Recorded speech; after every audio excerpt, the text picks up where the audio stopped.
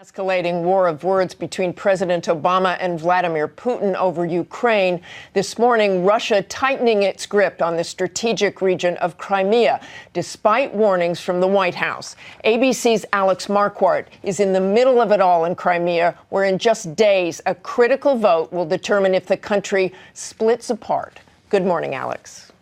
Good morning, Martha. These forces are part of what is believed to be a growing Russian presence here in Crimea this morning, their control tightening by the minute. Of course, Russia is denying these troops are even theirs. On the move, large unmarked convoys of troops believed to be Russian this weekend crisscrossing the Crimean Peninsula. The Ukraine-Crimea border reportedly now littered with landmines planted by pro-Russian forces, who for the past 3 days have blocked international military monitors from entering Crimea, even firing warning shots. In just 10 days, Russia has seized Crimea, border crossings, airports, government buildings, and military bases. Just a handful still in Ukrainian control, but surrounded. And diplomatic efforts are still going nowhere. Presidents Obama and Putin talking past each other on an hour-long phone call. The U.S. criticizing next weekend's scheduled vote here to decide if Crimea should break off and join Russia. Crimea is Ukraine. We support the territorial integrity of Ukraine. As Crimea prepares for next Sunday's referendum, this mostly Russian region is showing where its allegiances lie. So what kind of passport would you like to have? Russian. I hate Ukrainian.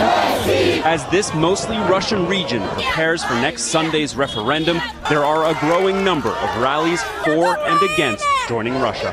But that feeling is far from universal. We visited a small village of the historically persecuted Tatar community, now terrified of a Russian takeover.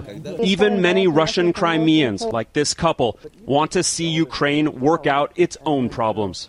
There are some international laws, and we should follow them, but not with these, Russian troops present here, because we can do it ourselves. It's time for politicians, not just from Ukraine and Russia, from all the world, to solve this problem. Because if we let Putin now to take Crimea, then maybe some other part of Ukraine, who knows who is next. But for now, a diplomatic solution is just a faint hope. Russia is refusing to speak with the Ukrainian government, calling them puppets of extremists. Instead, Russia is letting these troops do all the talking for them. Martha? Thanks to Alex. Chairman Mike Rogers is back with us now. Chairman Rogers, if you will, take a bigger look. Look at the whole area of Ukraine and tell us, why should Americans be concerned about what's going on there?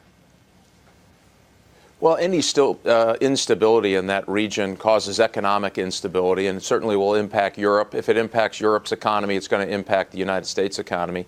When this first happened, Martha, there was a dip in our stock exchange, our markets. So I think they went down 154 points. So it has a direct relationship. We're no longer, completely isolated by the two oceans around the United States. We're interconnected economically.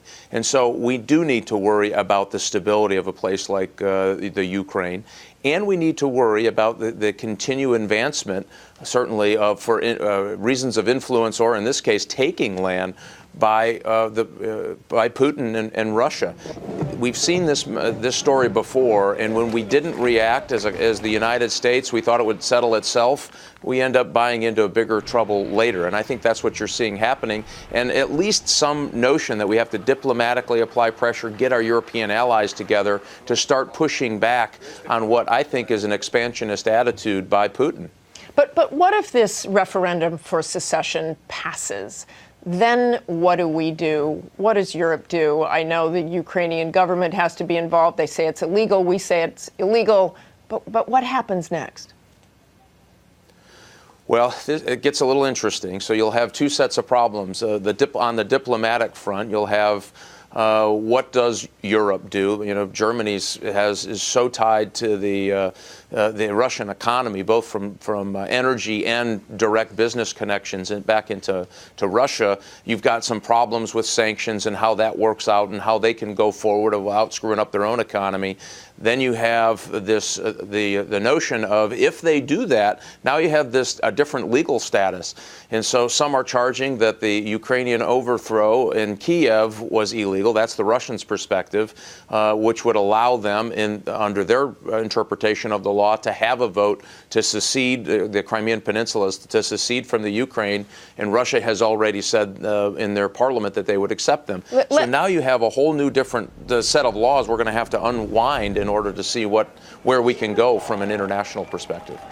Quickly, Mr. Chairman, I was there this week. This seems like this is going to go on for a very long time. But you mentioned Vladimir Putin. What's going on with him? What is he trying to prove? What do we know about him? You know, well, domestically, he doesn't have a lot going on. That's a problem. He is scoring huge points on his foreign policy, and I think that has bolstered his ability to try to be, a little bit out of the box when he does something like put troops in the Crimea. So I think that's a bit of it. I do think that he wants to be back on the world stage. He wants to be a world influence. And if he has to do it through brute force, he's going to do it. That's his mentality. We shouldn't underestimate the kinds of things that he will do that he thinks is in Russia's best interests. I think up to date, we thought it was a different century, and the administration thought, well, if we just act nice, everyone will act nice with us. And that's just, unfortunately, not the way that Putin and the Russian Federation sees the rest of the world. Okay, thank you very much for joining us this morning.